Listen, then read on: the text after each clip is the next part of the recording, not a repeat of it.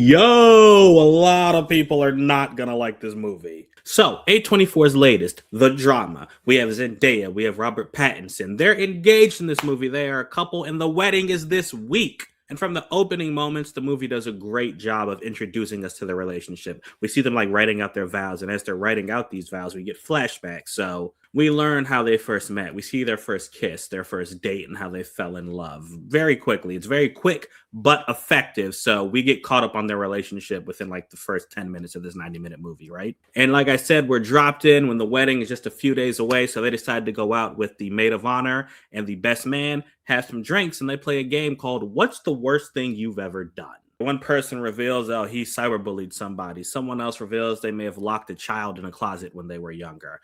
Then it's Zendaya's turn.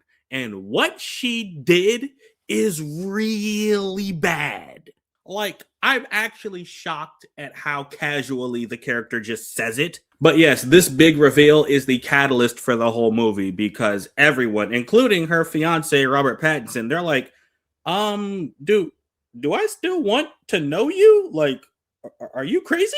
Now, I'm not going to tell you what it is because it's not in the trailers and it would be a disservice. Like, you need to experience the reveal for yourself. But I will say, admittedly, it is the polarizing thing in this movie. Like, you might hear it and be like, I don't want to sit through the rest of this if this is the subject matter.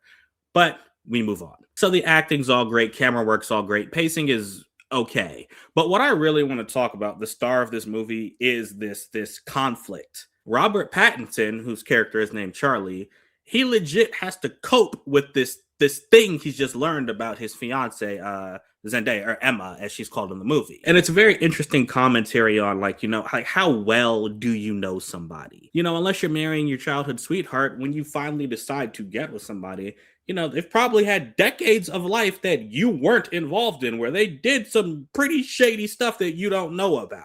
But at the same time, what are people? Are people the worst thing they've ever done, or can people evolve to become something better? That's the interesting part of this movie. It keeps going back and forth, making you think about these questions, just as Robert Pattinson is. Like, he's legit arguing externally and internally. Like, hey, what she did, it was a super long time ago, but it was super bad. She didn't actually commit to what she was doing, but she did think about it, which is still bad. And the time I've known her, I've loved her, and she's never been like this, but she also never revealed this to me. And what else is she hiding? I like that the movie constantly goes back and forth with that. It's also funny.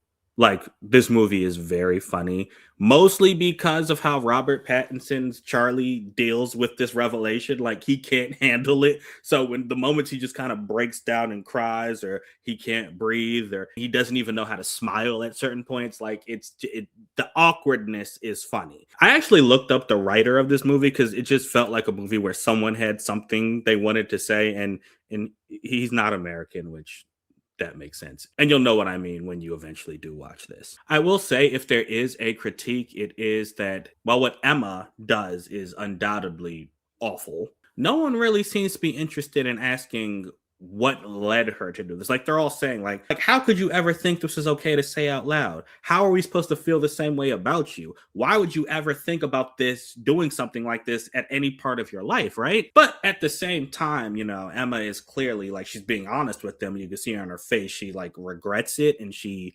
clearly knows that it was wrong. And a lot of people can be the result of the environment they came up in. And I feel like this movie didn't really delve into that so much. I mean, they kind of gave you flashbacks of what she was going through, but I feel like the characters around her, including her fiance, they weren't committed enough in trying to figure out the why behind everything, why she was like this, like, what happened to you.